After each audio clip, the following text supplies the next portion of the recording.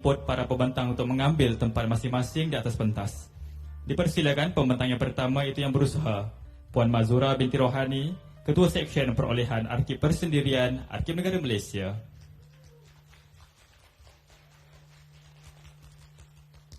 Seterusnya dijemput pembentang yang kedua iaitu yang berusaha, Dr. Ahmad Farhan bin Abdullah, Penyelidik Arkib Negara Malaysia.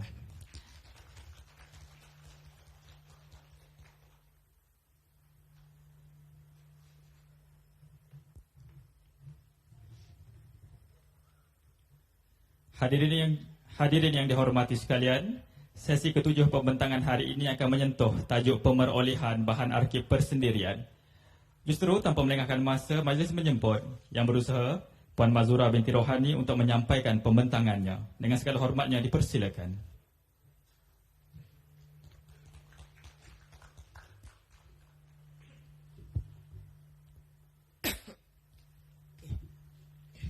Bismillahirrahmanirrahim. Terima kasih kepada pengacara majlis. Assalamualaikum warahmatullahi taala wabarakatuh. Dan salam perpaduan.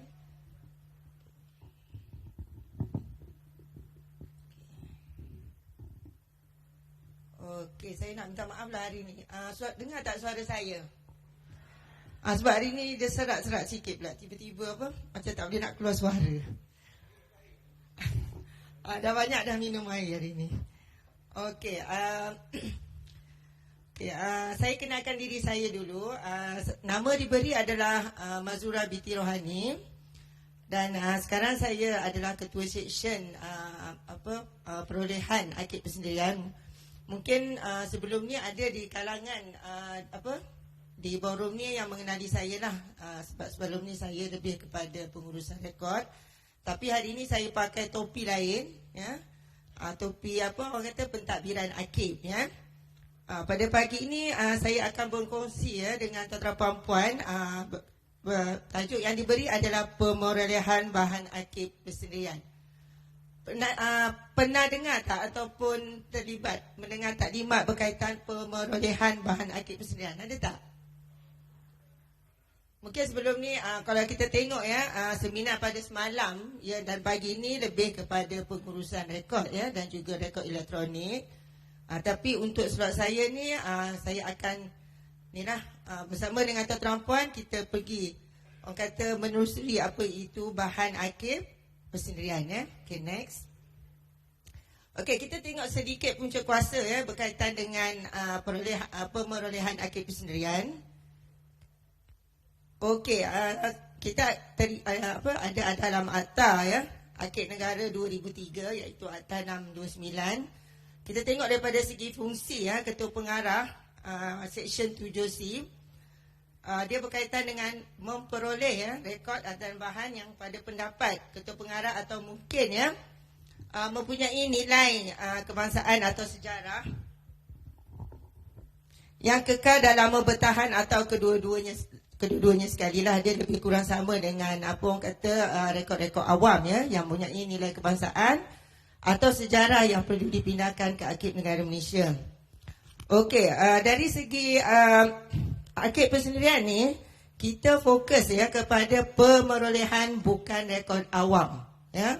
Kalau kita tengok Seksyen 31, Ketua Pengarah boleh memperolehi apa-apa rekod yang bukan rekod awam yang pada pendapatnya adalah atau mungkin mempunyai nilai kebangsaan atau sejarah yang kekal dan lama bertahan atau kedua-duanya sekali. Okay, next. Okey, yang kedua adalah berkaitan dengan Surat Perkeliling Am bilangan 1 tahun 2003. Pernah baca tak ataupun pernah tengok tak surat perkeliling ni? Tuan-tuan puan pernah tengok ke? Arkib Negara kita akan setiap tahun kita ada buat edaran lah surat perkeliling ni dan kita akan hantar kepada semua ketua-ketua kementerian, jabatan dan juga agensi. Kalau tak pernah tengok ataupun baca surat perkeliling ni, tuan-tuan puan boleh Google maknanya dalam Google pun ada, lepas tu boleh pergi ke laman web Arkib Negara mana boleh download lah Surat perkeliling ini berkaitan dengan pengumpulan dan pemeliharaan surat-surat persendirian penjawat-penjawat tinggi kerajaan di Arkib Negara Malaysia. Ya. Siapa penjawat awam tinggi kerajaan? Ya. Kalau kita tengok, penjawat tinggi kerajaan adalah Ketua Sesuai Negara, Ketua Pengarah Perkhidmatan Awam, Peguam Negara, Ketua Sesuai Kementerian, Ketua Jabatan Persekutuan, Sesuai Kerajaan Negeri, Ketua Eksekutif Badan Berkanun dan juga pegawai-pegawai pengurusan tertinggi. Maknanya dia meliputi semua ketua-ketua jabatan dan juga agensi. Kalau kita tengok di peringkat yang paling rendah, iaitu di daerah, ya. Daerah kita ada ketua, panggil apa? Macam pejabat kesihatan daerah kan, kata daerah tampil. Maknanya yang paling tinggi, walaupun grade dia 44 ataupun 48, dia still kita anggap sebagai ketua jabatan, ya. Sama ada jabatan persekutuan negeri ataupun badan berkanun, termasuk juga dengan pihak berkuasa tempatan, ya. Okey, kita tengok apa maksud, ya, rekod persendirian. Rekod persendirian ni maksud dia adalah rekod pelbagai jenis, ya, seperti surat menyurat, peribadi, ya, dan juga rasmi, ya, diary, memori, hasil seni dan kajian, keratan akhbar, buku coretan ataupun nota, gambar, lukisan, filem, pita rakaman anugerah, CJ-CJ penghargaan, watika pelantikan dan lain-lain yang berkaitan. Kalau dari segi pengurusan rekod, ya, semalam dan juga pagi tadi, dia lebih kepada rekod-rekod rasmi, iaitu fail, ya, dalam bentuk elektronik dan sebagainya. Tapi untuk rekod persendirian ni yang di-create, yang dihasilkan oleh ketua jabatan tersebut. Ya, tapi cuma dari segi apa? Sekarang ni mungkin kadang-kadang kita agak confused lah, ya. Sebab kadang-kadang ketua jabatan ni dia menggunakan fail juga. Ya, fail tu adalah fail rasmi. Itu kena taklimat lain lah, sebab itu akan lebih detail. Cuma yang ini gambar-gambar rasmi, ya. Gambar rasmi ketua-ketua jabatan, maknanya ada gambar-gambar beliau, ya, dan juga surat-surat penghargaan tokoh-tokoh ketua-ketua jabatan, ya, dan selain lah daripada itu ataupun diary dia, ya. Semua tu perlu dipindahkan ke Arkib Negara Malaysia, ya. Okay, next. Okay, yang seterusnya, kalau kita tengok, ya, kenapa, ya, surat persendirian pejabat tinggi awam ni kita perlu pindahkan ke Arkib Negara, ya, dari segi kepentingan, ya. Yang pertama, sebagai bukti ketokohan seorang pentadbir, ya, dalam memberi sumbangan jasa dan kepakaran dalam pentadbiran awam. Kalau kita tengok dalam fail, dia tak ada. Kita tak boleh nampak ataupun gambaran rekod-rekod persendirian tokoh tu, ya. Sebab dalam fail ni lebih pada transaksi urusan aktiviti harian.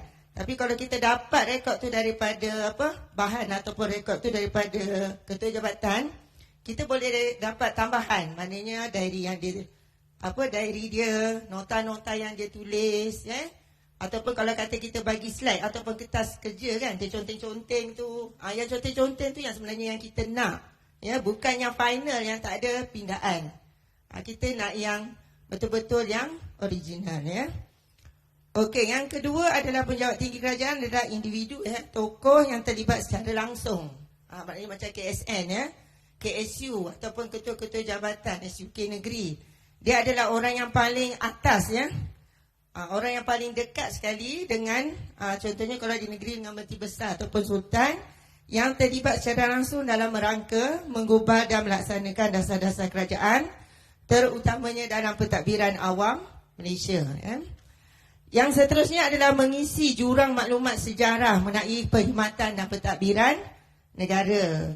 Kadang-kadang ketua-ketua jabatan ni, dia punya sendiri nota-nota dia, idea-idea dia yang dia tulis, ya, di dalam kertas. Sebab kita maklum, ya, bila kita di jabatan, kertas kerja selalu disediakan oleh bahagian, ya. Lepas tu kita akan angkat kepada ketua jabatan, ya, untuk semakkan ke ataupun untuk pembentangan. Tapi selalunya ada yang salinan sendiri, ya, oleh ketua-ketua jabatan ni. Dia ada buat catatan ataupun daripada draft yang pertama, draft kedua, draft ketiga tu ada catatan-catatan beliau. Yang tu yang kita kena kumpulkan dan kita peroleh untuk kita melengkapkan ya maklumat-maklumat yang ada dalam fail-fail yang dalam rekod awam ya.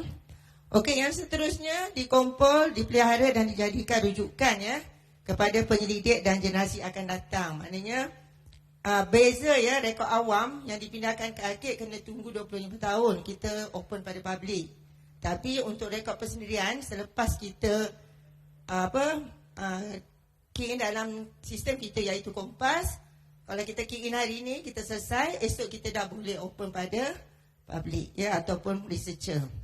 Okay, next. Faham ke? Faham ke? Okey, ni yang ketiga adalah surat pengeliling am bilangan 4 ya tahun 2015 berkaitan dengan pemindahan ya terbitan rasmi ke Arkib Negara Malaysia. Tujuannya surat pengeliling ini dikeluarkan adalah untuk memindahkan satu salinan terbitan rasmi yang diterbitkan ke Arkib Negara Malaysia ya.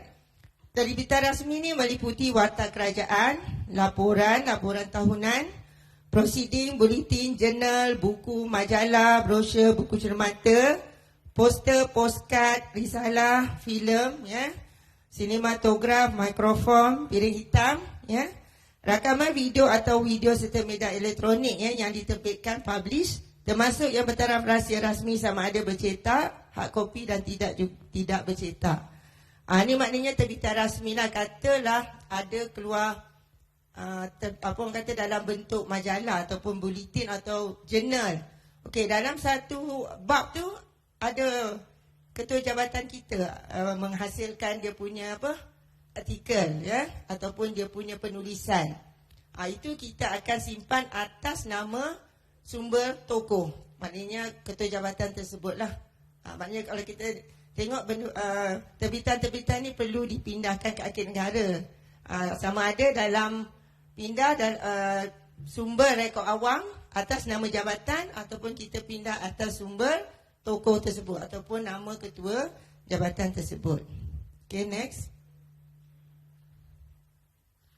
Okay, kita tengok pemerahan bahan arkib persendirian. Next.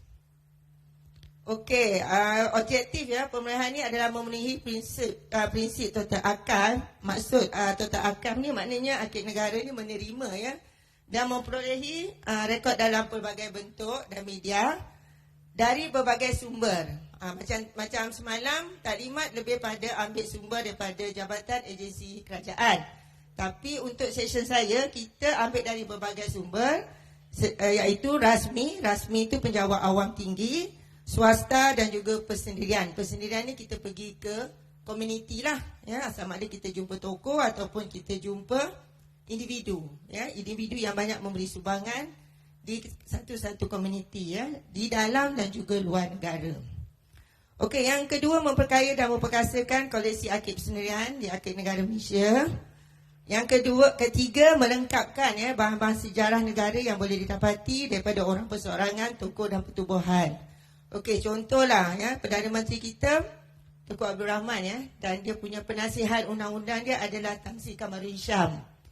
Mungkin kita boleh melengkapkan rekod-rekod Tunku Abdul Rahman ni melalui dia punya penasihat undang-undang iaitu Tan Sri Kamal Arifin. Sebab Tan Sri Kamal Arifin ni dia ada banyak catatan-catatan perbincangan yang diadakan bersama Tunku Abdul Rahman. Itu maksudnya kita melengkapkan bahan-bahan sejarah negara yang sedia ada melalui tokoh dan juga individu.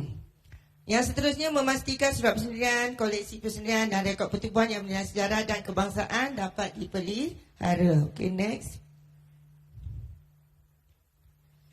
Okay, kategori bahan arkib persendirian ya.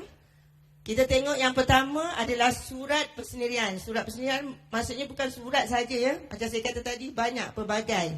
Ya, cuma dia punya term tu kita guna surat persendirian, iaitu tokoh mengikut bidang dan kepakaran. Maknanya sekarang ni kami memperolehi ya ataupun mengumpul bahan-bahan ya ataupun koleksi tokoh, contohnya dalam bidang ekonomi, politik, sains, kebudayaan, seni dan sebagainya lah. Ya, maknanya dia bukan hanya meliputi rekod-rekod daripada jabatan kerajaan sahaja. Yang kedua, penjawat tinggi awam kerajaan berdasarkan perkeliling tadi. Okey, yang kedua, koleksi persendirian. Okey, koleksi persendirian ni adalah bukan tokoh ya. Koleksi persendirian ni dikumpul oleh orang perseorangan ataupun waris. Contohnya, tuan-tuan puan ada ya, mungkin atuk nenek ataupun ibu bapa yang memang tokoh, boleh dianggap sebagai tokoh negara. Dan bukan tokoh tu yang simpan, tapi tuan-tuan puan yang simpan.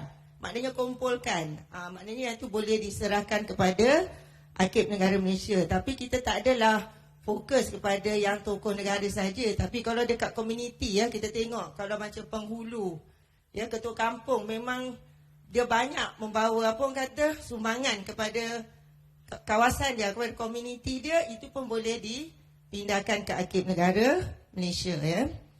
Okey, lagi satu, di bawah koleksi persendirian kita ada koleksi yang dikumpul ya oleh pembekal atau kolektor. Dekat Malaysia ni banyak ya, individu ataupun syarikat yang memang diorang suka kumpul bahan-bahan lama. Bahan-bahan lama tu maknanya yang ada nilai lah. Ya, dia ada nilai sejarah, kebangsaan dan rujukan, dan dia akan dia akan beri dulu kepada Arkib Negara untuk kita buat penilaian. Ya, kita buat penilaian dan kita akan belilah. Tapi macam Arkib Negara kita tak bolehlah nak memberi kadar barang yang terlalu tinggi ya, sebab kita lebih kepada berdasarkan token lah ya, macam sagu hati ya. Sebab kita peruntukan adalah terhad ya. Okey, yang seterusnya yang ketiga adalah Arkib Pertubuhan, iaitu pertubuhan organisasi, institusi, persatuan, kelab, koperasi, syarikat, perusahaan dan perniagaan serta badan bukan kerajaan dalam negara. Macam tuan-tuan puan-puan mungkin di setiap jabatan ada kelab masing-masing. Contohnya kita ada Puspanita, Mak Sweep ya, lepas tu kita ada kelab kelab kebajikan jabatan apa semua tu, itu kalau aktif ya, dan maknanya sangat aktif, maknanya boleh dipindahkan ke Arkib lah ya, gambar-gambar dia punya annual report dia dan semuanya ya. Okey, yang seterusnya yang keempat, bahan dan rekod luar negara. Kita juga beli ya bahan-bahan Arkib persendirian ni di luar negara, tapi yang berkaitan dengan Malaysia saja dan juga tokoh-tokoh Malaysia. Ya, maknanya yang berada di luar negara lah ya. Tapi di luar negara ni kita akan beli ya, beli. Mungkin melalui Arkib negara, Arkib di luar negara, ataupun melalui pertubuhan ataupun orang perseorangan. Okay, next. Okey, kaedah pemilihan bahan Arkib persendirian ya. Kita ada beberapa ya kaedah yang kita jalankan ya untuk perolehan bahan Arkib persendirian, iaitu melalui sumbangan ya, pemberian. Kadang-kadang ada tokoh ya atau individu memang dia sukarela ya. Sukarela memang dia akan beri kepada Arkib Negara Malaysia lah ya. Ataupun itu satu secara sukarela. Yang kedua, Arkib Negara, kalau kita dapat kenal pasti ya tokoh-tokoh negara ni yang banyak memberi sumbangan, kita akan hantar surat lah. Ya, kita akan hantar surat untuk adakan pertemuan untuk kita dapatkan bahan-bahan mereka ya. Yang kedua adalah wasiat. Ya, kadang-kadang tokoh ni dia sebelum meninggal dia ada wasiatkan lah kepada waris dia untuk dipindahkan ke Arkib Negara Malaysia lah bahan-bahan ataupun rekod yang disimpan. Okey, yang ketiga penyalinan.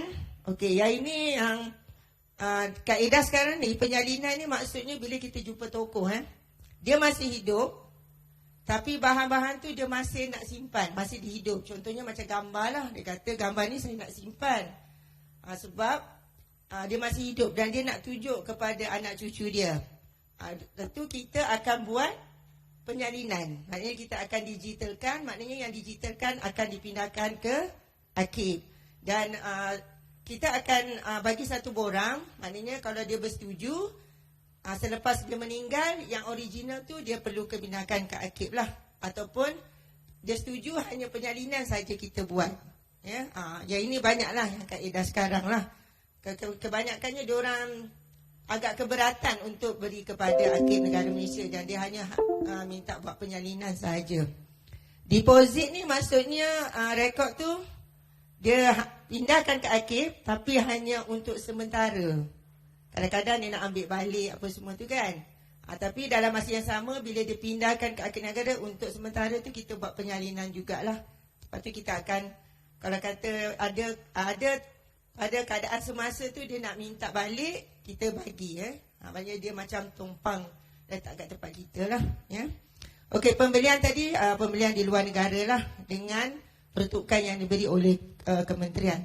Untuk dalam negara pun kita ada juga buat pembelian, tapi kita akan tengok banyak dalam dari segi beberapa kriteria, bukan kita membeli je, kita ada jawatankuasa yang buat penilaiannya. Okay, next. Okay, kriteria penambahan akid persendirian, saya rasa benda ni hampir sama dengan rekod-rekod awam. Kita ada nilai sejarah kebangsaan, kita ada nilai perundangan, nilai rujukan dan pendidikan, kita ada keunikan bahan. Keunikan bahan ni, kalau bahan tu ada usia dia lama, lagi lama, lagi mungkin harga dia lebih tinggi sikit lah. Maknanya lepas tu dari segi fizikalnya cantik, tidak rosak, masih lagi boleh dibaca dan tahan, maknanya kertas tu tahan. Lepas tu juga harga bahan lah. Sebab kalau kita harga terlalu tinggi, agak sukar kita nak belilah. Okay, next. Okay, ni saya rasa tak perlulah Okay, next. Okey, statistik pemerolehan akid persendirian. Yang ini saya ambil pada tahun 2012 lah sehingga 2022. Jumlah keseluruhan bahan yang kita ada 354,000. Ini untuk 10 tahun lah. Sebenarnya kalau ikut statistik kita ada 200 lebih lah, nak dekat 300,000 sebab pada tahun 70-an tu kita tak ada sistem Kita tak ada sistem untuk maknanya kita kena kira manual. Kalau yang 10 tahun ni sebab dia dah masuk sistem, dia mudah. Bila kita cari yang buat laporan, kita dah tahu jumlah rekod-rekod tersebut. Kalau kita tengok 2012 sampai 2019 ni agak banyak lah yang kita peroleh. Tapi pada masa tempoh COVID 2020 dengan 2021 dia agak menurun lah sebab kita tak boleh jumpa toko dan sebagainya. Dan 2022 ni ada peningkatan. Okay, next. Okay, kategori dan jenis bahan. Apa yang kita nak dari tinggal 1 minit. Okay, next. Okay, sumber dan jumlah surat persendirian toko yang ni James Brooke, yang ni kita beli Raja Putih Sarawak Tentera 1210. Natra Ma'aruf, mungkin semua kenal anak angkat kepada Cik Aminah, isteri kepada Cikgu Mansur Adabi. Kes ni inilah di Singapura 100. Ini pun kita beli. Tuntan Celok 818. Rekod persendirian yang paling banyak dalam simpanan kita adalah Tun Ahmad Saji Abdullah 20,488. Walaupun dia dah bersara KSN, dia jadi pengurusi PNB, IKIM, dia still hantar. Dan sekarang ni dia dah meninggal, waris dia memang hantar selalu rekod dia paling lengkap lah ada dalam berbagai bentuk. Okay, next. Okay, koleksi surat persendirian terawal iaitu Tengku Omar Ibni Sultan Ahmad Shah yang kita ada tahun 1848 sehingga 1858. Ini paling terawal lah untuk rekod tokoh. Lepas tu Sultan Abdul Hamid 1882. Next. Tan Sri Zainal Abidin Ahmad Sabah dia hari raya, maknanya kad hari raya dia tu lah tahun 1903. Lepas tu ada gambar foto tahun 1912. Lepas tu Muhammad Tahir bin Syed Muhammad terbitan terbitan dia panel Kod Johor 1912. Okay, next. Okay, kita tengok gambar. Saya rasa tuan-tuan dan puan mungkin seronok tengok gambar lah sebab belum nanti kalau datang ke akid kita boleh buat pameran berkaitan dengan koleksi. Okey, ini koleksi persendirian Natra. Kalau kita tengok, kita ada surat, kita ada sampul surat Lepas tu ada surat tulisan Jawi, surat khabar dan sebagainya. Ini adalah bahan-bahan yang ada di dalam simpanan Akid Negara Malaysia. Okey, next. Ini koleksi persendirian Tan Sri Zainal Abidin Ahmad semua dalam tulisan Jawi. Menariklah Okey, ini Tun Ahmad Saji.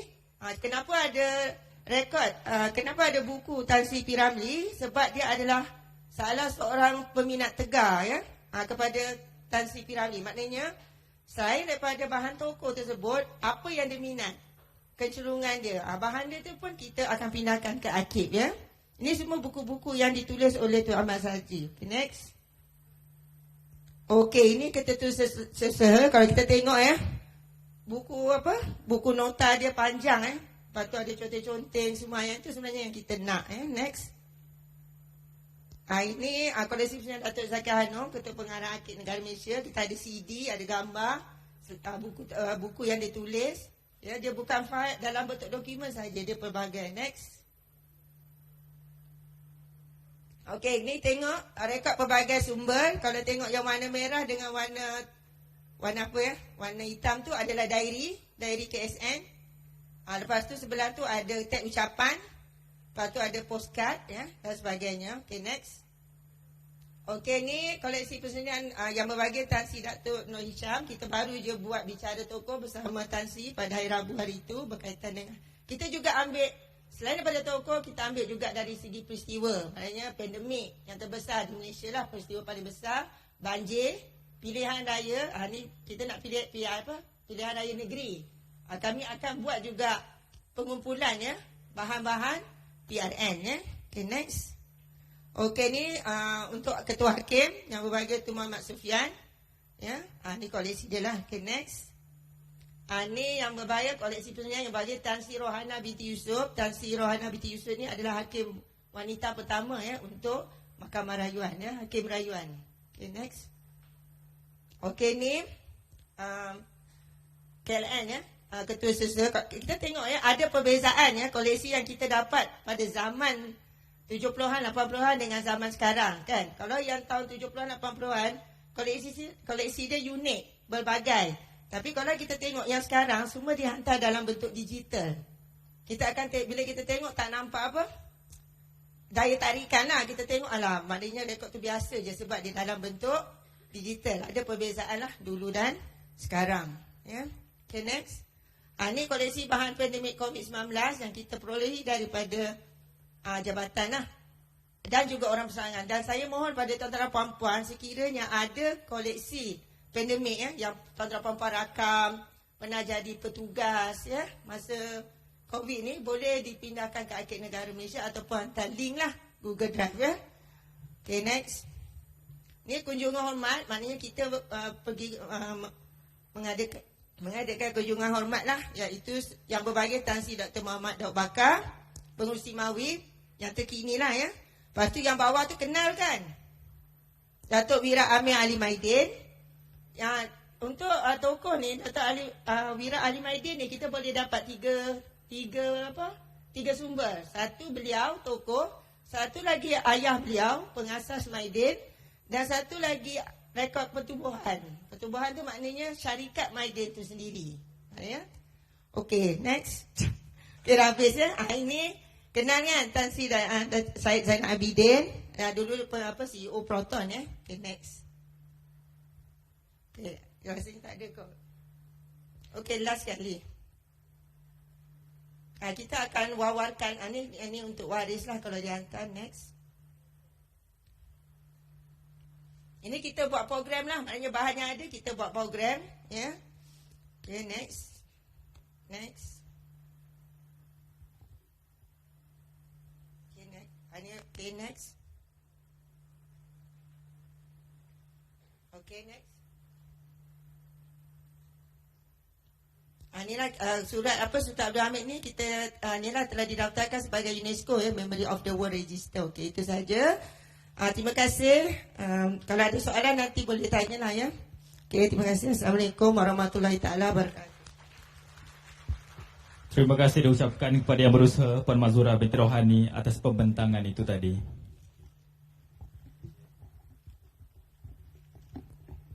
Hadirin yang dihormati sekalian, sesi ke-8 dan terakhir pembentangan hari ini akan mengupas tajuk bahan arkib sebagai sumber penyelidikan. Justru majlis mempersilakan yang berusaha Dr. Ahmad Farhan bin Abdullah untuk menyampaikan pembentangannya. Dengan segala hormatnya dipersilakan.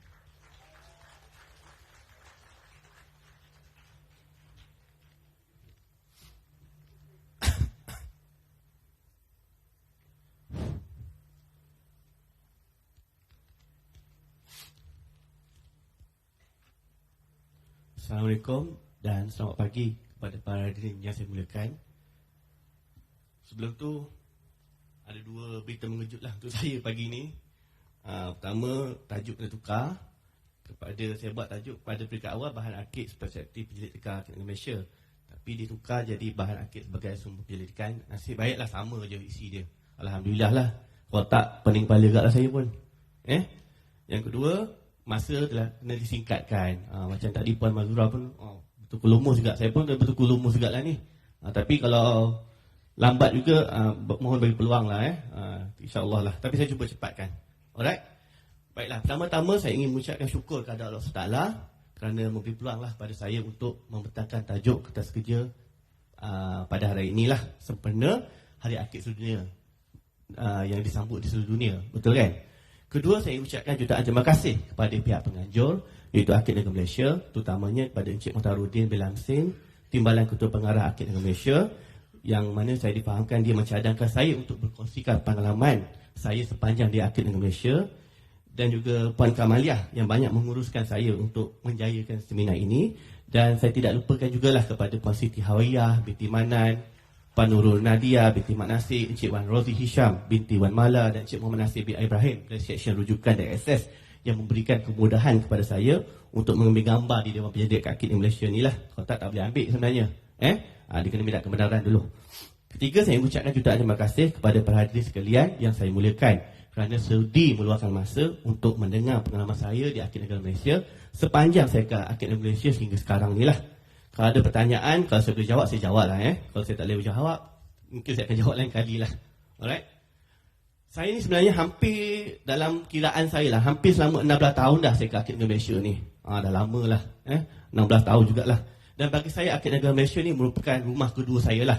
Walaupun saya ni bukanlah pegawai akid pun. Saya ni hanyalah researcher je untuk saya punya pengajian lah. Dan untuk makluman semua, pada hari ini, pujian-pujian saya kepada Akid Negara Malaysia ni bukannya sebab saya baik dengan Akid Negara Malaysia, bukan. Tetapi ini datangnya dari lubuk hati saya sendirilah, yang suci murni dan jujur, yang bagi saya dan juga pengalaman saya sepanjang di Akid Negara Malaysia ini, yang mana bagi saya Akid Negara Malaysia bagi saya sekarang ni memang sangat-sangat membangunlah berbanding dulu, terutamanya dari segi bahan akid. Walaupun ada pujian, tetapi ada jugalah berpecadangan yang saya hendak kongsikanlah untuk Akid Negara Malaysia mengambil tindakan atau sebaliknya. Tetapi saya faham semuanya bergantung pada sumber kewangan dan juga kudrat manpower. Okay, next. Hari ini saya ingin kongsikan sebanyak 5 perkara. Yang pertama, tujuan saya datang ke Akid Negara Malaysia. Kedua, pertama kali datang ke Akid Negara Malaysia. Ketiga, perkembangan akid sehingga sekarang. Keempat, bahan-bahan di Akid Negara Malaysia. Dan yang terakhir, cadangan. Next. Okey, pertama, tujuan datang ke Akid Malaysia. Next. Alright. Setiap manusia mesti ada tujuan hidup, betul tak? Saya pun ada tujuan juga nak ke akid ni. Bukan sebagai akid ni sahaja. Saya menganggap diri saya sebagai pelajar sejarah lah, walaupun saya dah habis belajar semua tu. Yang mana saya ambil kutipan ini daripada ayah saya sendiri, iaitu Profesor Emeritus Datuk Dr. Abdullah Zakaria.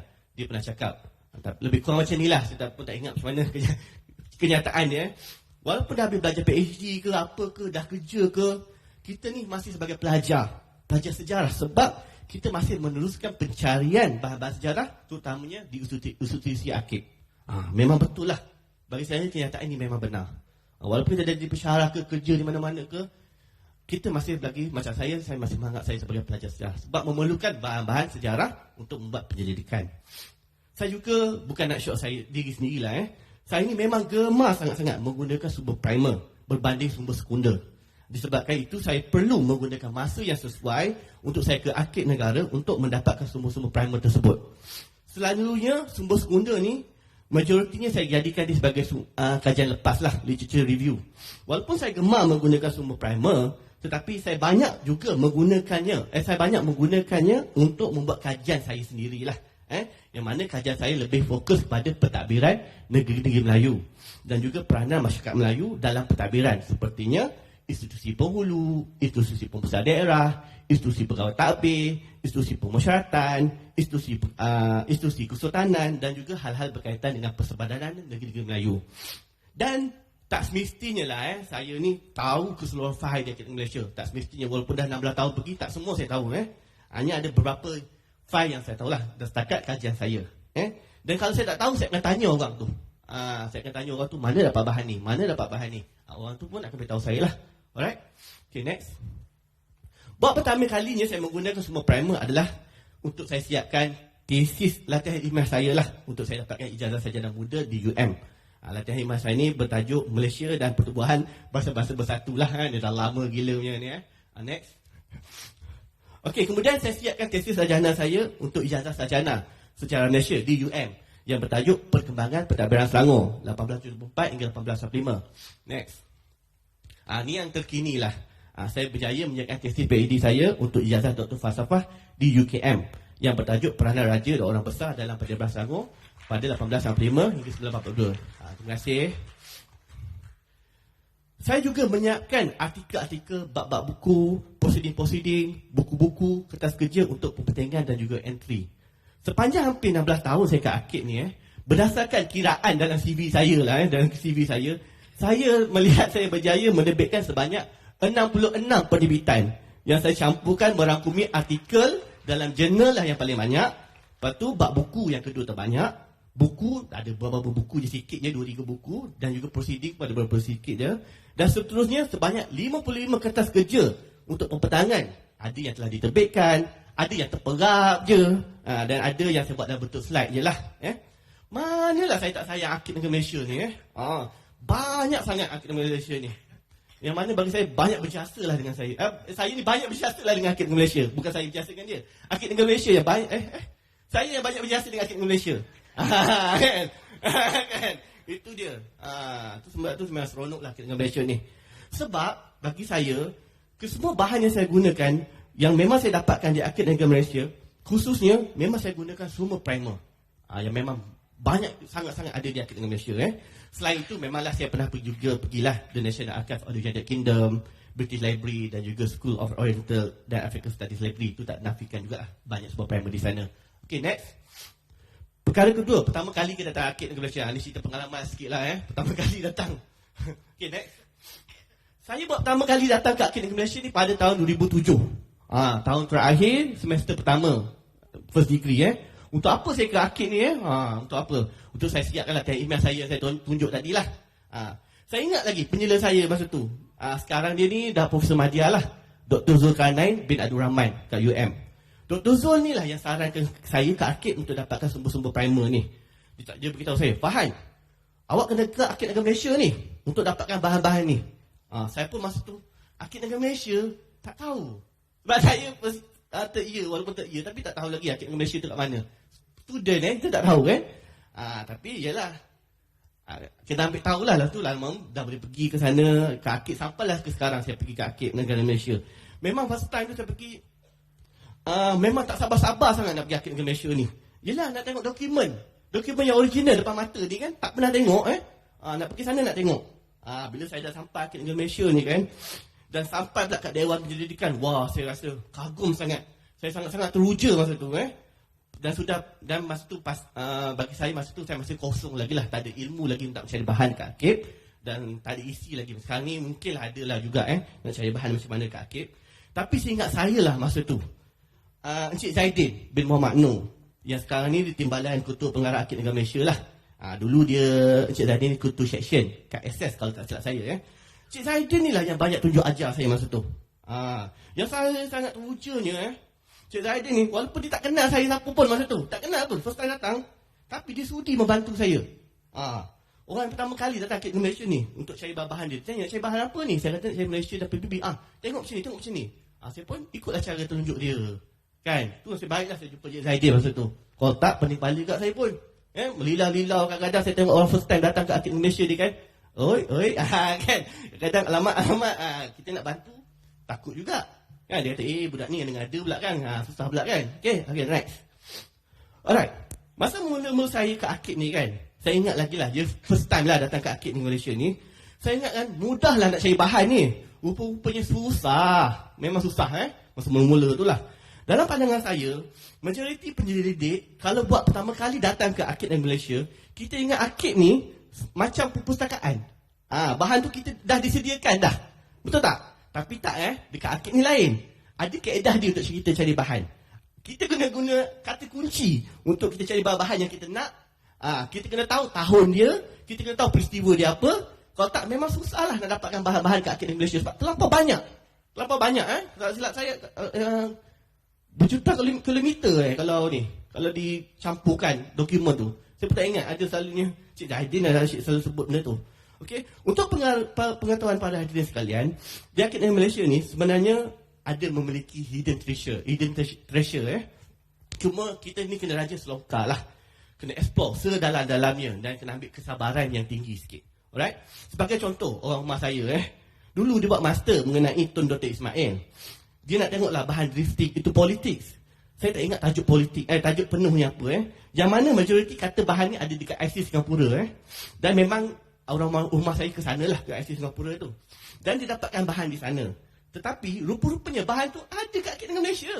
Dia ada. Dan orang rumah saya sangat-sangat bersyukur lah sebab dekat IC Singapura tu kita tak boleh photostat, kalau tak salah kena salin. Tapi di Akademi Malaysia alhamdulillah boleh photostat.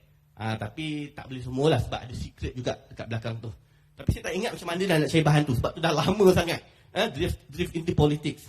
Dan SP siapa dah saya pun dah lupa Sebenarnya dekat Akademi Malaysia ni ada banyak cara dia lah. Tapi cara untuk hari ni, untuk yang saya ingat pada hari ni, kita ni sebenarnya jangan tulis nama seseorang itu dengan nama penuh bersertakan bin ataupun binti.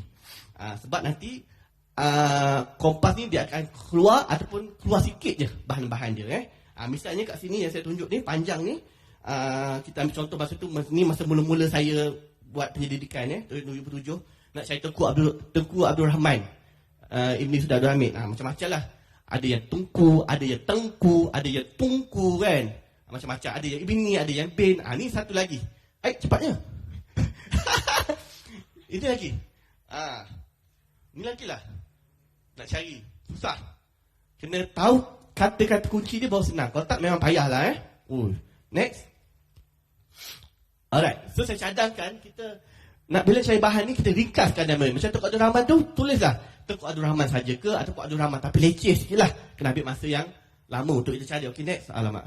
Okay, seterusnya perkembangan Akad Negara Malaysia sehingga kini. Alright, terus. Okay, dulu kita pakai hanya hard copy. Memang best lah. Masa mula kalau hard copy ni positifnya, kita boleh pegang dokumen tu lah teruja lah sebab kita boleh seronok dapat pegang dokumen tu. Tapi negatifnya, dari sudut negatifnya, kadang-kadang hard copy ni ada yang dah reput, ada yang dah koyak. Kita ni sebagai researcher takutlah nak pegang, takut jadi rosak lagi. Tu yang risau tu Lagi satu, nak tunggu bahan tu, ambil masa yang lama. Bila kita tengok, nak baca, ambil masa yang lama. Lepas tu nak kena tunggu pula, nak kena cukupkan 10 bahan dulu, bawa habis baru kita boleh pulang. Lepas tu nak kena minta balik semua tu Okay, next. Okay, tapi sekarang berbeza dah. Ni best akid ni. Dah berbeza. Dari segi positifnya, majoriti sekarang banyak bahan-bahan dah didigitalkan. Alhamdulillah. Memang seronok. Datang sana, tengok duduk dalam komputer, tengok je. Memang best lah. Cepat, mudah dan tak ambil masa yang lama. Tapi dari segi sudut negatifnya, kita akan sakit mata lah. Sebab kita asyik tengok je komputer kan. Kalau orang tua ke, orang tua lah apa, yang ni kalau tengok, pedih mata jugalah. Kadang-kadang berair mata Lepas tu cepat penat, mengantuk. Yang paling tak best sekali, kita kena tunggu pengkaji selesaikan dulu, dia settlekan kajian dekat komputer tu, baru kita boleh guna. Tu salah satu dia lah yang tak best. Okay, next. Okay, dulu nak tengok bahan Akid Negeri Malaysia Cawangan ni, kita kena ke sana dulu Okay, next. Sekarang alhamdulillah, dari sudut positifnya, kita ni tak payah pergi sana. Sebab sebab ada sesetengah, segelintir lah, tak banyak lah, kalau bagi nisbah mungkin 2/10. Ada file yang telah digitalkan, kita boleh tengok dekat HQ. Ada. Tapi kena pandai cari lah, kena tengok macam mana, kena pergi dekat dia punya, cawangan. Lepas tu kita dapatkan lah macam mana tu. Alright? Tapi dari sudut negatifnya, tak semualah macam saya cakap tadi. Tak semua digitalkan. Dan saya bagi cadangan kat Akid Malaysia, kalau boleh, bahan-bahan di Akid Negeri Malaysia, Akid Negara Malaysia Cawangan ni, kalau boleh kita cepatkan digitalkan dia. Semua tu, supaya senang. Boleh akses di HQ. Dan di Cawangan pun boleh akses bahan-bahan di HQ. Biar kita boleh tengok, sana boleh tengok, sini boleh tengok tu. Tapi memang saya difahamkan Akid tengah buat macam tu. Cuma yelah, sumber kewangan dan juga kudrat manpower. Okay, next. Alright, dulu bahan dari luar negara kurang banyak. Memang Akik masa saya mula-mula pergi dulu 2007-2008 tu memang bahan luar negara tak banyak sangat lah. Kalau ada CO 203 pun memang ada, tapi banyak yang rosak. Pinjam-pinjam rosak, tak boleh nak tengok, terputus lah macam-macam lah zaman tu. Okay, next. Tapi sekarang memang luar biasa, alhamdulillah. Arkib negara Malaysia sekarang banyak dah rekod-rekod dia dah ambil dekat seluruh arkib di seluruh dunia ni, terutamanya di The National Archive of the United Kingdom lah, TNA tu. Memang banyak dia ambil. So kita kat sana, kita kat sini sebagai penyidik boleh access dekat HQ tu, ambil, klik, pakai kompas, klik, senang. Tak payahlah kita nak pergi sana. Alright? Okay, next. Alright. Ni dulu bahan nak turun ke Dewan Penyelidikan lambat. Ni minta maaf lah. Saya sebenarnya tak nak ni, tapi nak berkongsi je lah sikit. Dulu memanglah agak lambat sikit lah. Agak lambat. Okay, next. Tapi sekarang, Masya Allah, alhamdulillah, laju. Kadang-kadang 15 minit dah sampai. Kalah TNA. TNA kalau saya pergi dulu, kalau paling awal pun 10 minit dah dapat dah. 15 minit. Tapi sekarang Akib setakat ni, dalam saya punya pengalaman, 15 minit dah sampai. Wah, laju saya tu.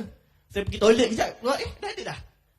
Memang power lah, bagus. Kita boleh bagi tepukan gemuruh pada Akib Malaysia. Memang bagus. Kalau paling lambat pun dalam 30 minit. Tapi saya tak nafikan, ada jugalah certain time tu lambat. Mungkin bahan tu misplaced ke apa kan. Sebab saya faham kan, memang bangunan penyimpanan rekod ni sekarang ni ada 3 kan. Tak salah saya kan. Jauh, nak kena jalan semua kan. So saya cadangkan lah patut Akib beli basikal tu. Basikal yang apa? Elektrik. Yang pada jauh boleh pakai. Kan? Letak file-file kat situ. Senang lah, mudah. Sebab kalau nak turun, yalah kadang-kadang penat juga kan. Nak kena tunggu semua bahan-bahan nanti kumpul dulu, baru kita hantar. Tak nak lah. Tapi sekarang alhamdulillah memang Akib laju lah. Ni dalam pandangan saya lah. Tapi pandangan orang lain saya tak pasti macam mana. Tapi kawan-kawan saya pun kata sekarang memang dah laju lah. Alright. Okay, next. Okay, bahan-bahan di Akib Negara Malaysia. Next. Ada 2 kategori bahan Akib di Negara Malaysia. Pertama, bahan luar negara. Kedua, bahan dalam negara. Okay, next. Okay, bahan luar negara. Dulu, kita, macam saya dulu banyak kena tengok dekat buku manual lah. Ni, nama dia katalog microfilm mengenai Malaysia yang diperoleh dari luar negara. Dalam buku katalog ni memang banyak sangat Akib beli. Daripada TNA, daripada Singapura, daripada India, Jepun, Australia, Portugal, Itali, Belanda, Indonesia, Thailand.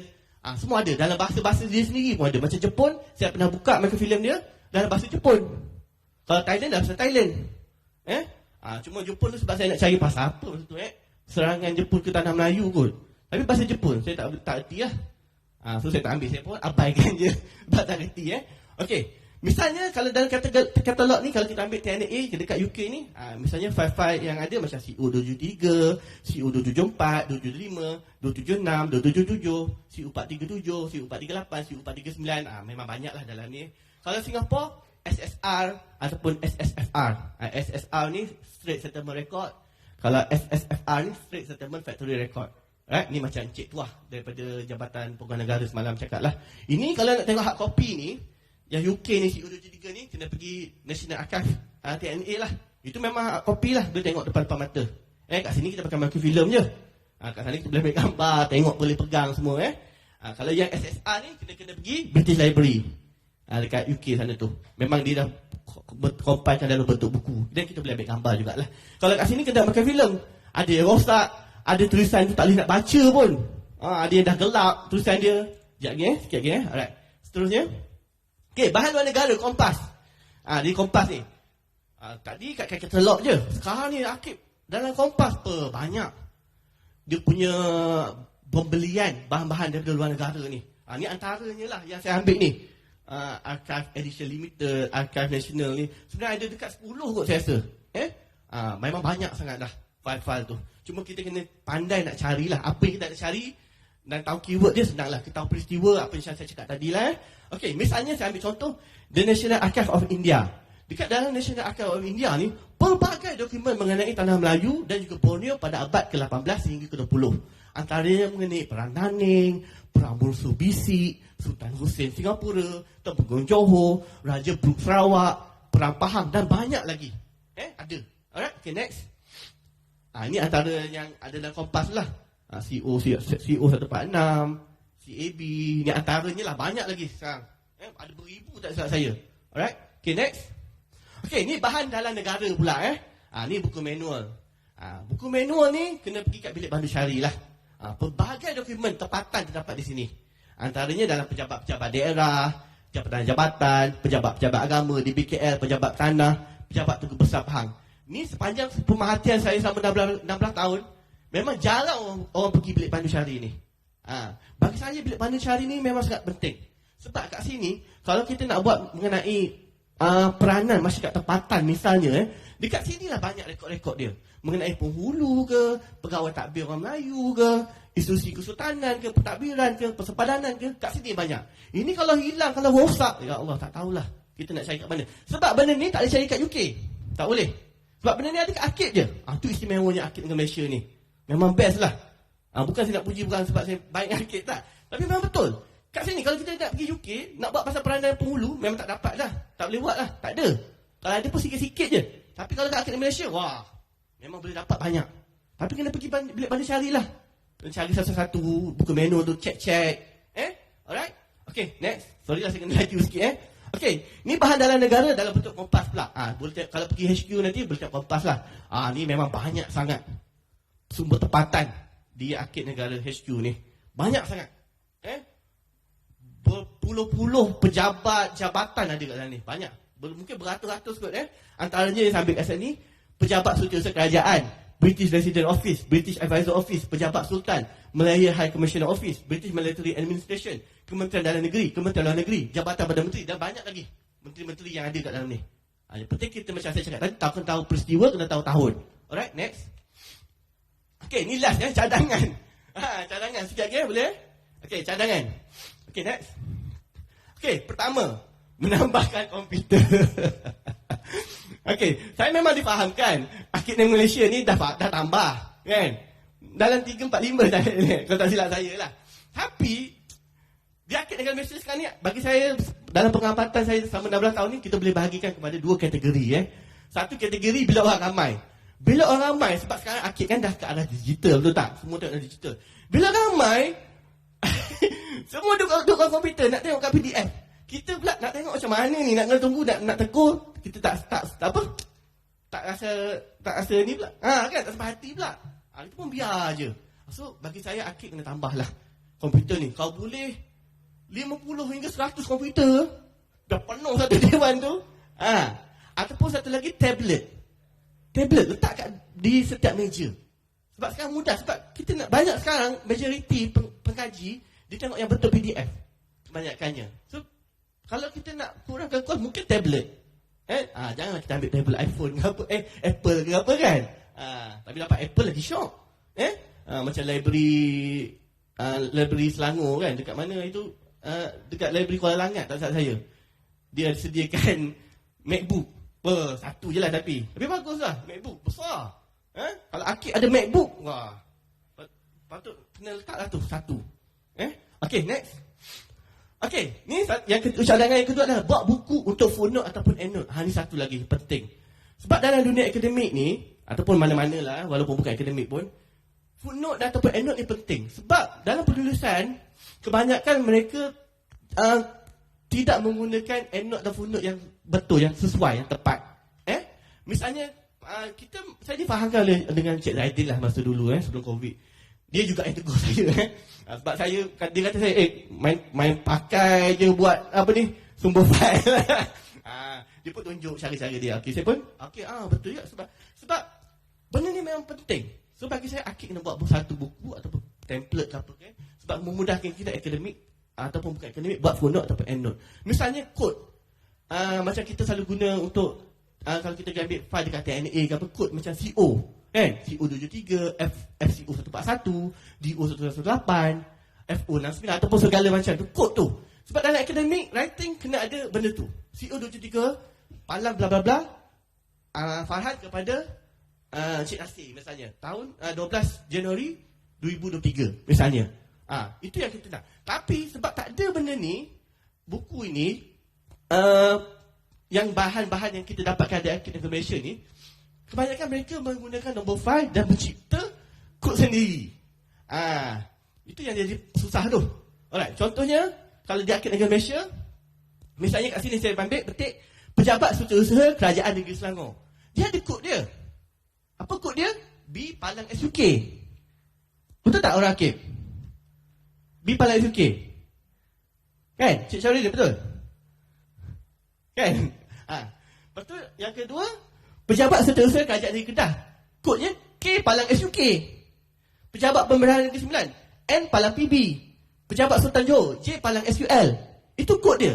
Dia kita macam nampak megah sikit. Bahawa Akid Negara Malaysia pun macam setaraf dengan TNA. Kita boleh pakai CO23, CO27.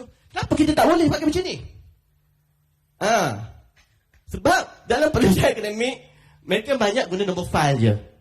Nombor sumber tu dia orang tak pakai. Ini pun sebab atas nasihat ayah saya sendiri jugalah, Datuk Dr. Profesor Emeritus ni, Datuk Zakaria ni. Saya pun cari-cari tanya Encik Zaidin. Rupanya ini saja. Memang Encik Zaidin dah beritahu saya, buku tu memang ada. Tapi untuk pegawai akid saja. Dan saya kalau boleh, biarlah kita war-warkan kepada publik supaya tahu cara penyelesaian akademik untuk sumber tempatan, begini caranya. Dia banyak. Dia memang ada. Nyatakan kat sini, yang saya bulatkan tu. Yang biru tu. Tu. Dia memang nyatakan kat situ. Tapi kalau boleh kita, tak tahulah kompas ni kita boleh ubah ke, tak tahulah Kalau boleh ubah, kita cuba ubah bahawa kod tu, kita pakai macam tu. Nampak kan? Kita tulis situ. N, S, U, L, J. Yang J tu, kita kena tekan N.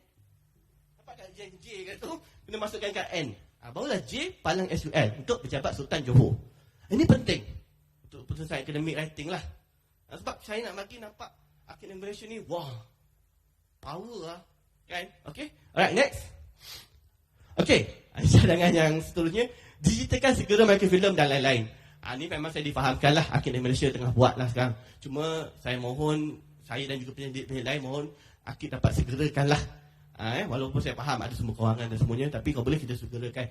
Sebab mikrofilm ni, dalam pengamatan saya selama 16 tahun, dia dalam 3, 4, 5 tahun je. Masa saya dulu saya pernah minta mikrofilm ni. Apa yang saya ingat? Mula-mula saya minta, okey. 3-4 tahun akan datang. Sorry. Dah rosak. Dah misplaced. Itu saya tak nak. Kalau boleh kita buat. Tapi sekarang memang Akid Negara Malaysia dah buat. Saya memang faham lah. Terima kasih banyak-banyak Akid. Itu memudahkan kita lah. Alright. Okay, next. Okay, ni satu lagi. Cadangan dokumen turun taraf. Yang mana kita patutnya boleh dirujuk tapi kena kembalikan. Memang saya tak nafikan, ada prosedur masing-masing lah kan. Tapi itulah. Sikit lagi. Okay, alright, seterusnya. Okay, perbanyakkan lagi bahan luar negara yang masih belum diperoleh. Memang saya yakin, memang saya percaya Akid Negara Malaysia tengah buat benda ni. Ni bagus. Pergi seluruh dunia mendapatkan bahan-bahan sebab Akid Negara Malaysia. Memang bagus. Itu saya bangga sangat Akid Malaysia. Dan ada lagi file-file yang baru buka di TNA, misalnya FCO 141, FCO lain-lain yang baru dibuka di 2013, 2018, 2020 dan juga akan datang, ada akan buka juga nanti Tapi saya difahamkan katanya nak tunggu FCO ni TNA nak bagi macam mana tah. Lebih kurang macam itulah. InsyaAllah semoga dipermudahkan urusannya Akid Negara Malaysia. Alright, seterusnya. Ni yang last. Ni yang last Saya sebenarnya tak bercadang nak bagi cadangan ni membenarkan mau masuk telefon bimbit. Ni penting. Sebab dulu memang boleh buat masuk. Dulu boleh. Silent lah. Kalau nak telefon, cakap kat luar. Betul. Saya bukan apa nak cakap macam ni. Sebab kadang-kadang kita ni ada, satu hari tu kita ada masalah, ada emergency, ada urgent. Kita nak kena ni lah, nak kena jaga betul-betul handphone tu. Saya ada pengalaman 2-3 kali. Dalam satu hari tu saya kena keluar Akid. Setiap kali 10 minit saya keluar. Tak lega. Bila dah dia ni nak contact, bila dia nak WhatsApp. Bila dah contact barulah kita lega. Tapi ni terpulang pada Akid lah. Ni Akid punya kerja Alright. Bila kita, kalau Akid benarkan penyelidik bawa telefon, apa kata Akid buat satu garis panduan untuk denda? Macam kita main bola lah. Macam kita main bola padang. First time kita tegur dulu. Lepas tu second time kita bagi kad kuning. Third time kita bagi kad merah. Macam tu. Alright. Okay. Last sekali. Last sekali lagi Alright. Last. Next. Okay. Sebelum saya mengundurkan diri, saya nak merakamkan jutaan terima kasih lah kepada Akid Negara Malaysia. Semuanya lah yang dari peringkat atas sampai peringkat bawah, ketua pengarah, timbalan pengarah, pengarah ketua seksyen, pegawai akib, penolong pegawai, pengawal keselamatan dan semua-semua yang mengenali saya, yang banyak membantu saya, memberi kerjasama, yang memberi idea semua tu. Saya amat-amat berterima kasih sangatlah. Saya tak dapat nak bagi tahu nama sebab terlampau ramai. Dan kedua, saya ingin minta maaf banyak-banyak segala apa yang saya telah lakukan sepanjang saya 2007 sampai sekarang. Minta maaf banyak-banyak. Okey. Itu sajalah untuk pada hari ini. Terima kasihlah sebab dan minta maaf sebab ambil sedikit masa. Dan untuk terakhir, jomlah mari kita ke Arkib Negara Malaysia. Anda akan sukakannya. Alright? Okay, terima kasih. Assalamualaikum. Terima kasih diucapkan kepada yang berusaha Dr. Ahmad Farhan bin Abdullah atas pembentangan itu tadi. Hadirin yang dihormati sekalian, oleh kerana kita kesuntukan masa maka kita tidak akan buka untuk sesi soal jawab. Namun begitu, tuan-puan boleh mengajukan soalan yang tuan-puan ingin tanya, tuliskan di atas kertas dan serahkan kepada pihak urus setia untuk tindakan kami selanjutnya. Dijemput tokoh-tokoh pembentang kita untuk turun ke bawah dan mengambil tempat di sebelah bawah pentas.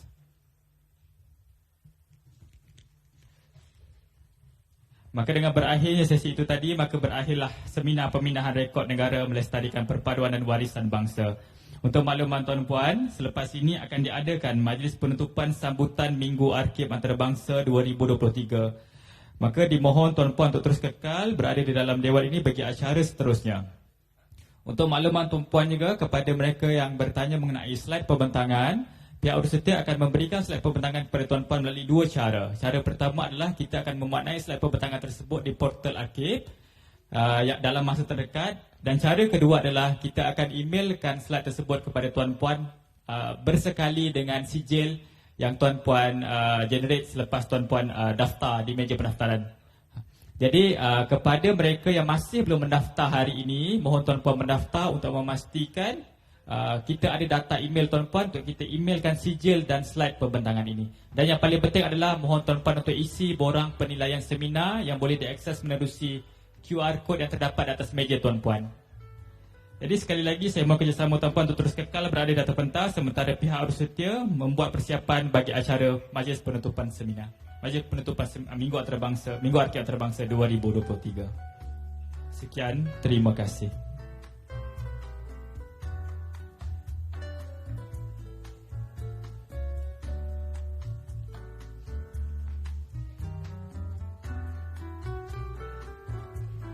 Jadi sementara menunggu persiapan dilakukan, tuan-puan boleh mengisi borang soal selidik yang terdapat di atas meja kerana ini adalah satu elemen penting buat kami selaku penganjur untuk memperbaiki diri kami dan memperbaiki penganjuran program di masa akan datang.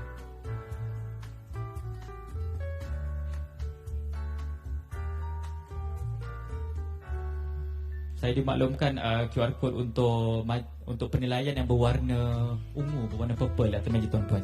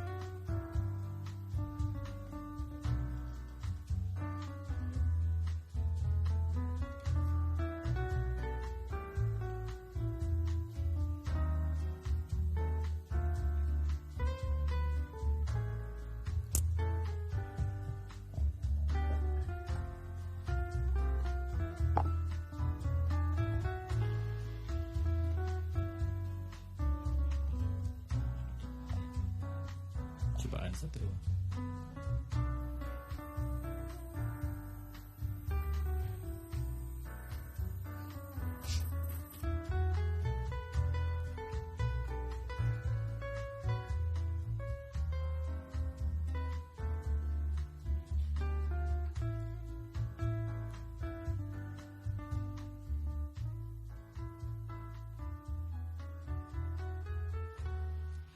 Mengumumkan ketibaan yang berusaha Dr. Kang Tong Ham, Timbalan Ketua Setiausaha Kementerian Perpaduan Negara, dengan diiringi oleh yang berusaha Tuan Haji Ahmad Sukri bin Abdul Kadir, Pengarah Bahagian Pengurusan Penyelidikan dan Dokumentasi Arkib Negara Malaysia, dan yang berusaha Tuan Haji Muhammad Nasir bin Ismail, Pengarah Bahagian Pengembangan Arkib Negara Malaysia.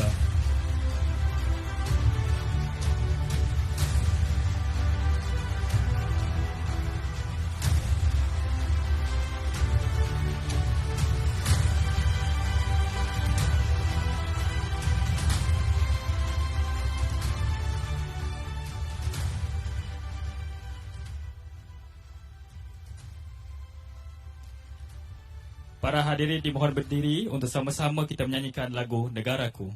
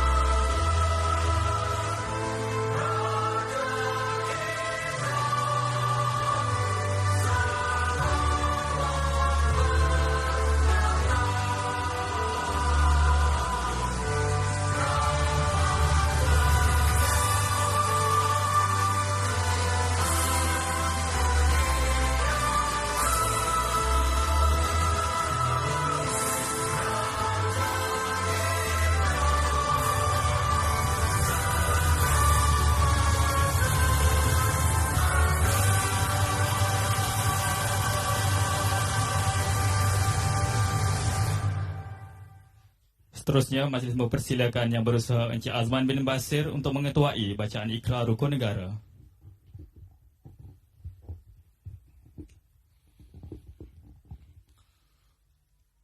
Bahawasanya, negara kita Malaysia mendukung cita-cita hendak mencapai perpaduan yang lebih erat dalam kalangan seluruh masyarakatnya, memelihara satu cara hidup demokrasi, mencipta satu masyarakat yang adil di mana kemakmuran negara akan dapat dinikmati bersama secara adil dan saksama, menjamin satu cara yang liberal terhadap tradisi-tradisi kebudayaannya yang kaya dan pelbagai corak, membina satu masyarakat progresif yang akan menggunakan sains dan teknologi moden.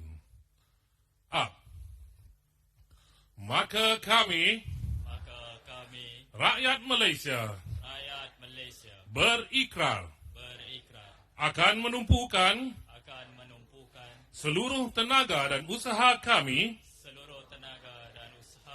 untuk mencapai cita-cita tersebut berdasarkan prinsip-prinsip yang berikut: kepercayaan kepada Tuhan, kesetiaan kepada Raja dan Negara, keluhuran perlembagaan,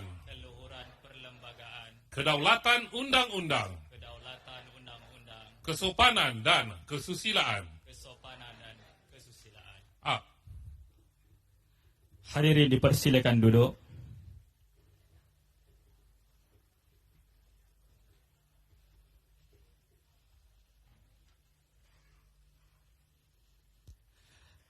Majlis seterusnya ingin mempersilakan yang berusaha Encik Azman bin Basir untuk mengetuai bacaan doa. Dengan segala hormatnya dipersilakan. Al-Fatihah.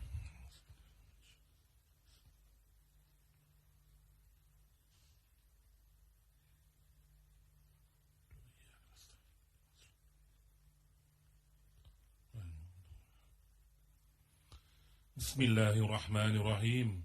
Alhamdulillahi Rabbil Alamin. Wassalatu wassalamu ala Sayyidina Muhammadin wa ala alihi wa ashabihi ajma'in. Allahumma ighfir lana zunubana wa li ikhwanina alladhina sabaquna bil iman. Wa la taj'al fi qulubina ghillan lil ladzina amanu. Rabbana innaka ra'ufur rahim. Ya Rahman, Ya Rahim. Sesungguhnya kami berhimpun pada hari ini bagi melahirkan rasa kesyukuran di atas kurnia-Mu yang tidak ternilai. Jadikanlah kami hamba-hamba-Mu yang sentiasa bersyukur di atas nikmat yang melimpah ruah kepada kami ini. Ya Fattah, Ya Alim, sesungguhnya Engkau maha mengetahui bahawa kami di sini ingin menimba ilmu-Mu yang sangat luas bagi mengembangkan potensi kami sebagai hamba-Mu yang Engkau redai. Sempena majlis penutup sambutan Minggu Arkib Antarabangsa 2023 ini, berkati dan rahmatilah perhimpunan kami ini. Semoga usaha yang telah kami laksanakan dapat menyuburkan perpaduan dan melestarikan khazanah warisan bangsa. Kurniakanlah kepada kami ilmu-Mu, sinarilah hati-hati kami dengan cahaya dan hidayah-Mu. Semoga dengannya kami mudah menerima dan menghayati serta mengamalkannya. Ya Zal Jalali wal Ikram, kurniakanlah apa kiranya kepada kami kesehatan anggota badan, kecergasan minda, ketenangan jiwa, kekuatan semangat. Semoga dengannya kami mampu mendepani cabaran, berdaya saing dan mampu mengangkat martabat diri, keluarga, organisasi, masyarakat dan negara kami. Rabbana atina fid dunya hasanah wa fil akhirati hasanah wa qina azaban nar. Wa sallallahu ala sayyidina Muhammad wa ala alihi wa sahbihi wasallam. Walhamdulillahi rabbil alamin. Terima kasih diucapkan kepada yang berusaha Encik Azman bin Basir atas bacaan ikrar rukun negara dan doa itu tadi. Indah berbalam si awan petang berarak di celah pepohon ara. Pemanis kalam selamat datang awal bismillah pembuka bicara. Bismillahirrahmanirrahim. Yang berusaha Dr. Kang Tong Ham, Timbalan Ketua Setiausaha Kementerian Perpaduan Negara. Yang berusaha Tuan Haji Ahmad Sukri bin Abdul Kadir, Pengarah Bahagian Pengurusan Penyelidikan dan Dokumentasi Arkib Negara Malaysia. Yang berusaha Tuan Haji Muhammad Nasir bin Ismail, Pengarah Bahagian Pengembangan Arkib Negara Malaysia, Pengarah-pengarah Bahagian Arkib Negara Malaysia dan para hadirin yang dihormati sekalian. Assalamualaikum warahmatullahi wabarakatuh dan salam sejahtera, salam Malaysia Madani, salam perpaduan, salam Arkib Intipati Masa. Selamat datang ke majlis penutupan sambutan Minggu Arkib Antarabangsa 2023. Hadirin sekalian, mari kita bersama-sama menumpukan perhatian ke arah skrin bagi menyaksikan tayangan montaj perjalanan sambutan Minggu Arkib Antarabangsa 2023.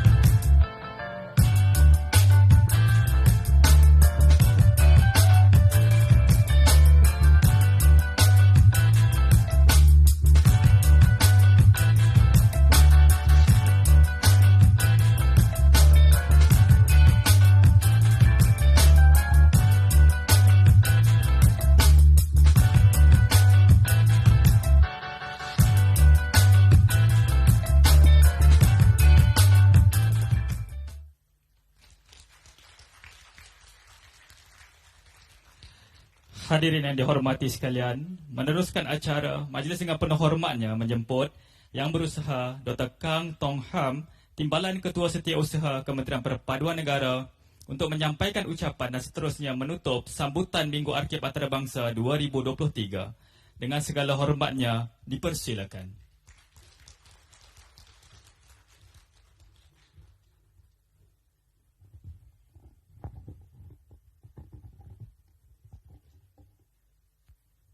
Terima kasih kepada saudara pengacara majlis. Salam sejahtera dan selamat pagi. Salam perpaduan dan salam Malaysia Madani. Saya mewakili daripada Kementerian Perpaduan Negara iaitu Datuk Indra Nordin binti Abdul Rahim, Ketua Setiausaha. Mohon maaf tak dapat hadir pada pagi ini. Masa perasmian dahulu telah dirasmikan oleh Menteri kita yang berhormat Menteri Perpaduan Negara Datuk Aaron Agu Dagang. Menteri pun dia kementerian kami salah satunya kementerian tidak ada timbalan menteri ya. Itu yang menteri kata penat terutama bila di urusan parlimen menjawab soalan di Dewan Negara dan Dewan Rakyat. Tidak ada timbalan menteri. Manakala bagi kami di Kementerian Perpaduan Negara, timbalan Setiausaha pun saya seorang sahajalah. Jadi tak ada orang lain lah.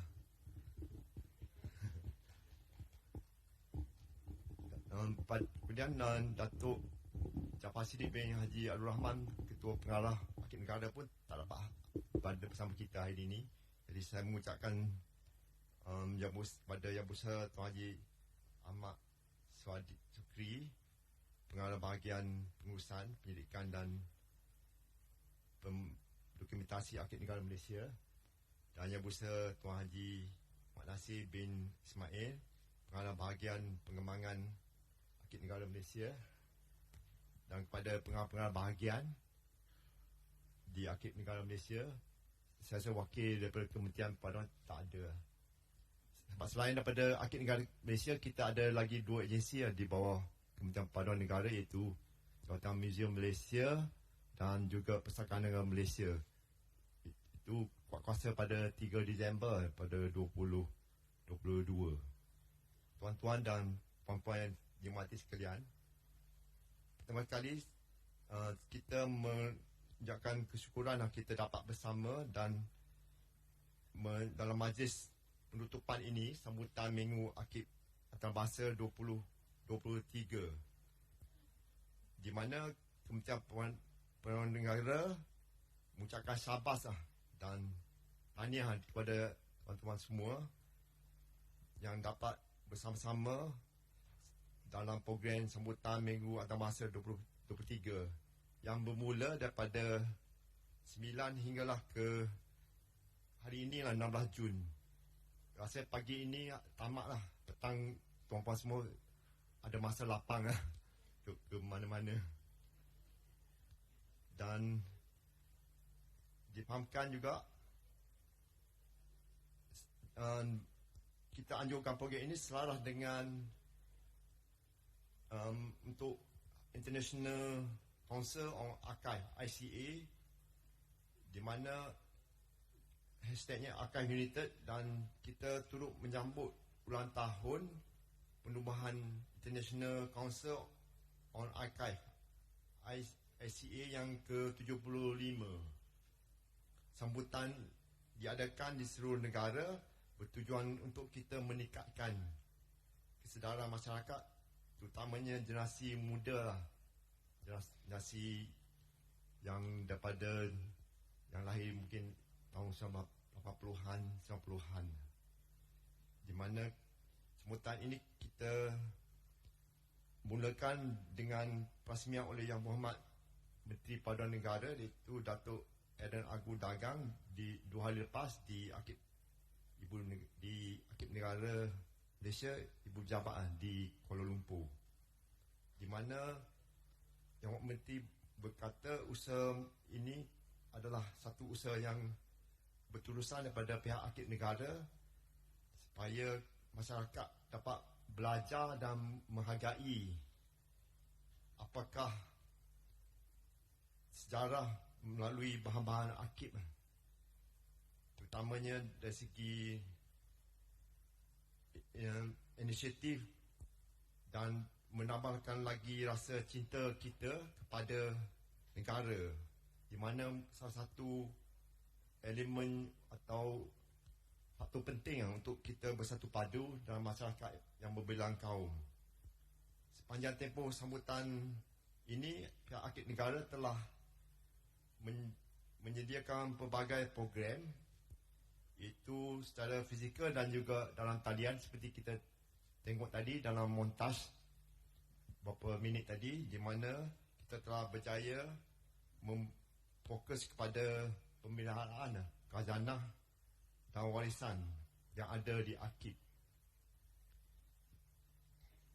di mana antara pengisian program yang mungkin boleh saya nyatakan sini ialah program buah bicara profesionalisme keakiban bersama mantan pegawai-pegawai Arkib, dan juga waris webinar semarak edukasi keakiban yang melibatkan beberapa orang pembentang dan tertentu, di mana webinar ini telah disertai oleh 1,200 peserta dari dalam dan juga luar negara.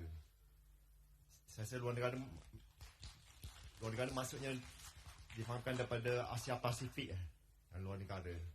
Sebab kita guna pengantaran bahasa Inggeris, jadi mana yang bahasa Inggeris dan juga bahasa Melayu dan dapat bersama. Dan juga penyerahan koleksi persendirian tokoh dan pertubuhan kepada pihak Arkib Negara Malaysia, itu kita telah terima daripada koleksi Profesor Emeritus Datuk Dr. Teo Kok Siong, dan daripada keluarga Allahyarham Tan Sri Zaman Han, kemudian daripada Allahyarham Datuk Harun Din, dan Persatuan Gabungan Komputer Nasional Malaysia MNCC, dan terakhir sekali daripada Persatuan Sokol Gakai Malaysia. Koleksi persendirian ini adalah rekod yang kita terima dan dimiliki oleh orang perseorangan, dan kita boleh dapat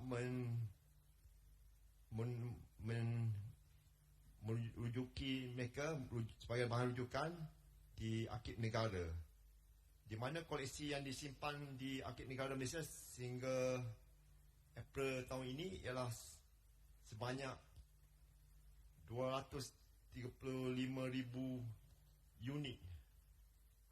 Jadi saya tak pasti macam mana unit dia lah, dia kira macam mana, dia mungkin item dia lah.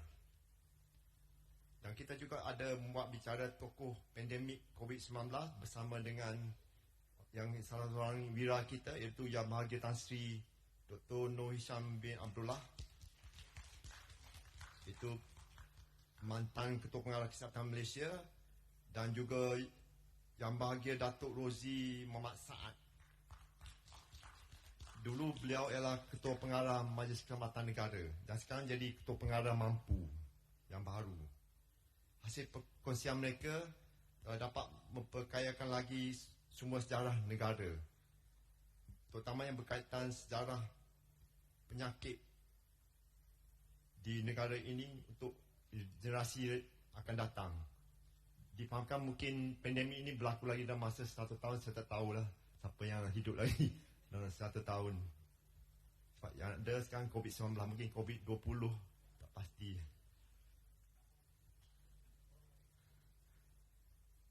Kemudian kita juga buat seminar pemindahan rekod negara, melestarikan perpaduan dan warisan, di mana telah diadakan 2 hari, itu yang tuan-puan terlibat ini, di mana seminar ini Badan Bulan Pemindahan Rekod telah dilancarkan agar pejabat awam memberi penekanan kepada kepentingan memindahkan rekod yang bernilai kekal kepada pihak akib negara. Selain itu, anugerah pengurusan rekod tahun 2022 diadakan bagi pejabat awam yang aktif melaksanakan anugerah, di mana 3 penerima anugerah telah dipilih, iaitu Kementerian Luar Negeri, Kementerian Pendidikan Malaysia dan pihak berkuasa kemajuan Pekebun Kecil Perusahaan Getah Risda.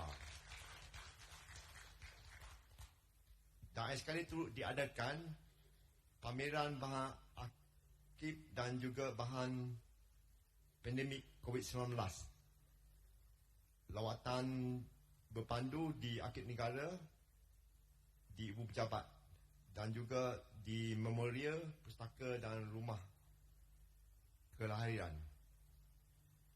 Dimaklumkan juga pagi ini diadakan program Kembara Memorial bersama Tabika Perpaduan dan Tabika Kemas yang melibatkan 160 kanak-kanak yang berumur daripada 4 hingga 6 tahun di Memorial Tun Hussein On. Dan ini di Kuala Lumpur, saya tak ingat pernah pergi tidak memorial ini. Pengisian program ialah pertandingan melukis gambar dan susung suai gambar tokoh-tokoh negarawan. Jadi program inilah memang sesuai lah untuk kanak-kanak kita yang berumur 4 hingga 6 tahun sebelum mereka masuki sekolah rendah, dapat mengenali tokoh-tokoh negarawan di Malaysia. Tuan-tuan dan puan-puan sekalian, Kementerian sentiasa memberikan sokongan dan kepercayaan kepada pihak akib negara sebagai sebuah agensi yang berusaha melaksanakan visi dan misi memelihara dan menyemarakkan memori institusi negara dan membawa nama Malaysia ke pesada dunia. Semoga sikap profesional ini dapat memacu bidang keakiban dan mengangkat nama akib negara sebagai organisasi akib yang relevan dan kekal dan dapat bersama dengan negara-negara lain. Dalam matlamat pembangunan Mampan 2030, pihak akib negara memainkan peranan utama iaitu dalam Sustainable Development Goal SDG Peace, Justice and Strong Memory.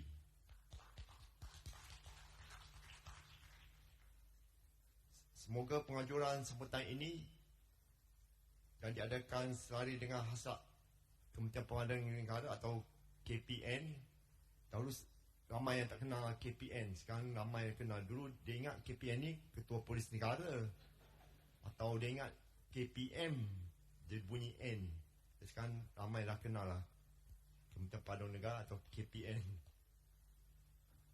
Jadi kita harap tahun depan dan tahun akan datang lebih banyak program dan pengasihan untuk memberi impak yang berguna, terutama dalam usaha kita memelihara dan melestarikan bahan akib sebagai khazanah negara. Jadi saya sekali lagi bagi pihak Kementerian Perpaduan Negara ingin merakamkan ucapan setinggi tahniah dan terima kasih kepada pihak akib negara dan semua pihak yang telah menjayakan program sambutan Minggu Akib Antarabangsa 2023 ini. Semoga kita terus sentiasa berusaha untuk memastikan kelestarian khazanah warisan negara kita ini dipelihara selama-lamanya. Dengan sukacitanya saya merasmikanlah majlis penutupan sambutan Minggu Akib Negara, Minggu Akib Antarabangsa 2023 pada hari ini. Sekian, terima kasih. Terima kasih diucapkan kepada yang berusaha Dr. Kang Tong Ham atas ucapan penutupan majlis itu tadi. Dimohon yang berusaha Doktor untuk terus kekal berada di atas pentas. Majlis seterusnya mempersilakan yang berusaha Tuan Haji Ahmad Sukri bin Abdul Kadir dan yang berusaha Tuan Haji Muhammad Nasir bin Ismail untuk bersama-sama dengan yang berusaha Doktor untuk acara seterusnya. Sebagai tanda menghargai kesudian yang berusaha Doktor menyempurnakan majlis penutupan ini, dijemput yang berusaha Tuan Haji Ahmad Sukri bin Abdul Kadir untuk menyampaikan cenderamata kepada yang berusaha Dr. Kang Tong Ham, Timbalan Ketua Setiausaha Kementerian Perpaduan Negara.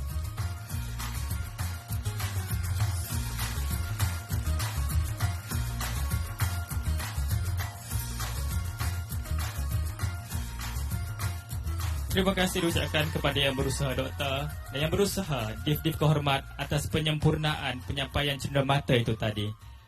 Dijemput yang berusaha Doktor bersama dengan yang berusaha Div-Div Kehormat untuk bergambar dengan para hadirin di sebelah bawah pentas. Dipersilakan.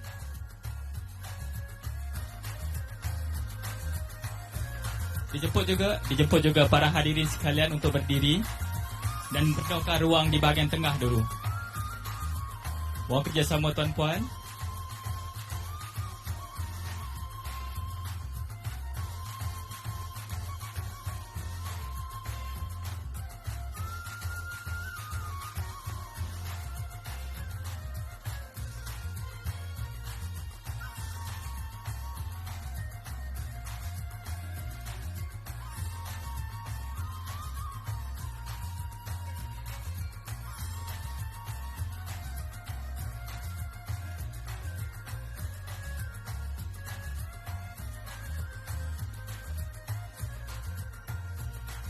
Mohon kerjasama tuan-puan untuk penuhkan bahagian tengah pentas dulu sebab belah tepi ni nanti kita tak nampak dalam frame. Mohon tuan-puan ke tengah, ke bahagian tengah dahulu. Okey, terima kasih atas kerjasama tuan-puan. Okey, boleh rapatkan ke hadapan juga, penuhkan ruang depan. Okey. Okey, boleh.